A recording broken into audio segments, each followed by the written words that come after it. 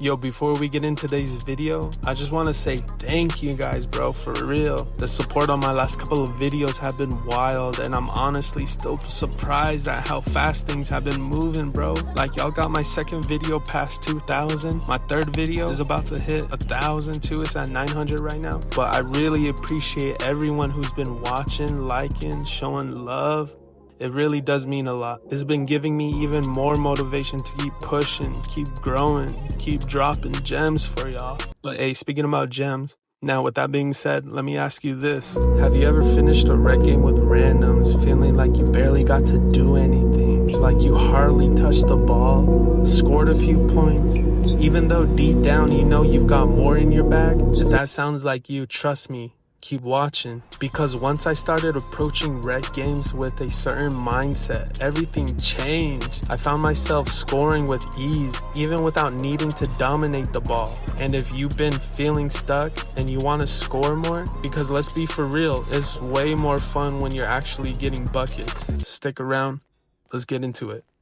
Alright, so before we even talk about anything else, let's get one thing straight. If you really want to score in rec, especially playing no squad, you gotta be a scoring threat first. Meaning, you already know how to get your own buckets, you already know your play style. Maybe you're a spot up shooter, a shot creator, or a rim runner attacking the paint. It don't really matter what it is. What matters is that you're confident, comfortable, and efficient with it. You know your game. Now, if you're not there yet, if you're still figuring out how to green consistently or consistently score, then don't worry about it. I actually got you covered with my video how to score consistently in NBA 2K25. That's where I break down the habits and the mentality that help me find my consistency and build the most unique play style I've seen in rec. I'll leave it down in the description. And I mean that because the way I score, it's not what people expect. My bag lives in the mid-range. I move off the ball, find my space, and once I catch it, I'm flowing straight into that fade. It's just natural. Same thing as well with my hop jumper. It doesn't matter if I got the ball or I'm playing off it. Defenders either press up too tight where I can just go around them with ease, or they can't contest with the amount of space in between, and that's all I need to get to my shot. And if you're curious how my build fits perfectly with my play style, I'll drop a link in the description to my video how to make my exact build. But even with all that, this is where the mindset kicks in, because just knowing your playstyle isn't enough. You could be the best scorer on your team, but if you let not getting the ball mess with your head, you're gonna fold fast. You gotta stay locked in mentally, whether you're touching the ball early or not. And trust me, once you learn the right mentality, the opportunities will come. So let's talk about that.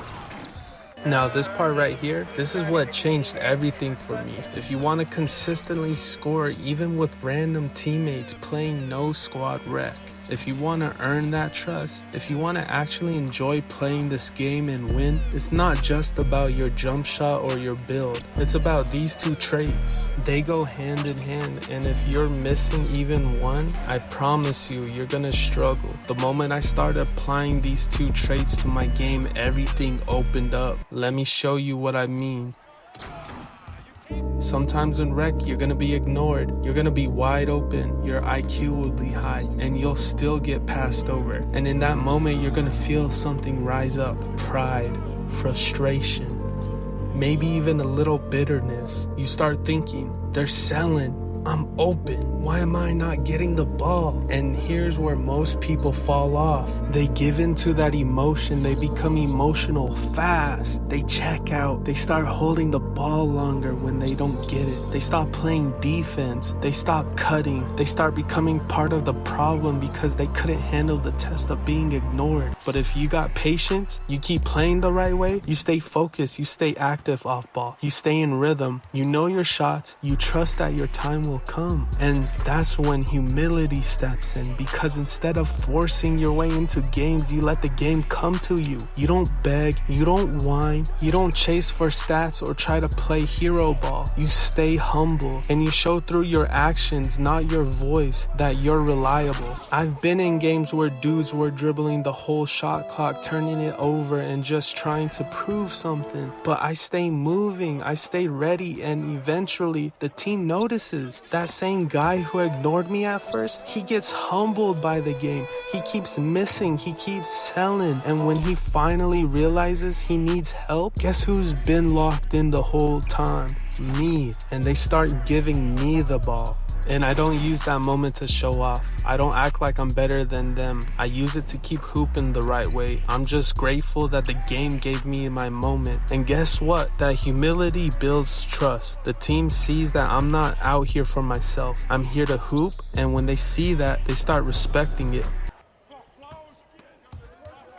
The exalted will be humbled, and the humbled will be exalted.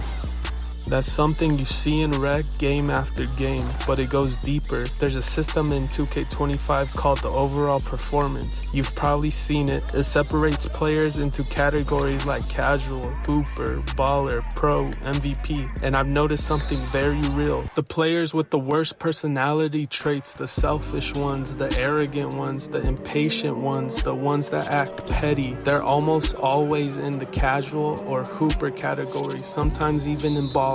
These are the teammates who don't pass, who quit mid-game, who only care about the stats. They don't listen, they don't adjust, they don't grow because they're too stuck in their ways. And if you keep playing in that casual to hooper range, you're gonna run into these kinds of players all the time. If you're serious about improving, you need to recognize this. You have to level up your current standing. When I was playing in baller, I was still running into selfish, immature teammates all the time. It was draining, but the moment I got my overall performance up to pro, I started seeing a difference. I was getting matched up with more mature players, guys who actually play the right way. And those people, they recognize humility fast. They see how you play without the ball. They see you not complaining, not begging, and they reward that, and they pass to that. They respect that. And the beautiful thing, in those lobbies, it doesn't take long to get the ball because mature players recognize mature habits. That's why this isn't just about you playing the right way. It's about you playing the long game. You may have to endure a stretch where you're surrounded by low performance teammates, where you're constantly getting ignored. And yeah, that's tough. I've been there. I've had streaks where I get teammates back to back who just refuse to play smart. But even then, you don't give in. You don't become like them. You stay consistent. You stay composed. And eventually, you'll either help them humble themselves or you'll get matched with teammates who already have. But if you stoop down to their level, you're gonna stay stuck in those lobbies forever. That's why patience and humility are everything. Patience means you know your value, but you're not rushing to prove it. Humility means you know your strengths, but you don't force them on people. And together they keep you mentally strong, spiritually grounded, and ready to shine when the moment comes. Because if you can stay humble and patient while being ignored, while losing, while being overlooked, then the moment you do finally get the ball, you'll already be locked in, you'll already be in rhythm, you'll already know what to do. That's the difference. So if you really want to elevate your game, not just your stats, but your whole experience, this is it. Master humility, master patience, and the game will reward you. Eventually, the team will see what you've known the whole time. You're not just another rec player. You're a threat. You're a leader. You're someone they can trust. Amen. So real quick, if you made it this far, I just want to say thank you for watching. Whether you're here to learn something or just enjoying the way I play and how I score, I appreciate you taking the time to listen. That really means a lot to me. This video wasn't about teaching people how to get their buckets from scratch. This was for players who already know how to score, but want to understand the mentality that it takes to get them from just getting shots to actually shining in every rec game they step into. Whether you're a shot creator, a rim runner, or a catch and shoot guy, if you're having trouble getting consistent opportunities with randoms, this is what's going to change that. Because at the end of the day, when you score more, the game gets more fun. You start feeling more in control, and that only happens when you carry yourself with humility and patience. Two things that can literally take you from being just another role player to being the most valuable player on the team. And trust me, because I know that, because I see it in every time time I play. In rec, the way I score is honestly pretty simple, but it works because it's different. Defenders expect you to rim run, they expect you to go for threes, but me? I'm pulling up from the mid-range, I'm fading, I'm taking what's wide open in between. They don't expect that, and with my build, my height, my wingspan, my speed, my animations, I'm able to create that space. And once I found it, once I locked it down, I became confident. I'm scoring efficiently, I'm getting my buckets fast, and I'm doing it in a way that's unpredictable.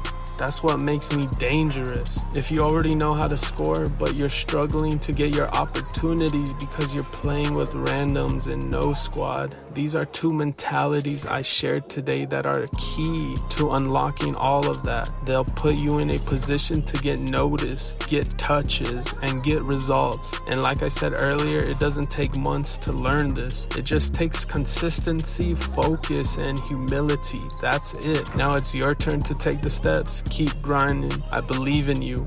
Thank you for watching. Peace out.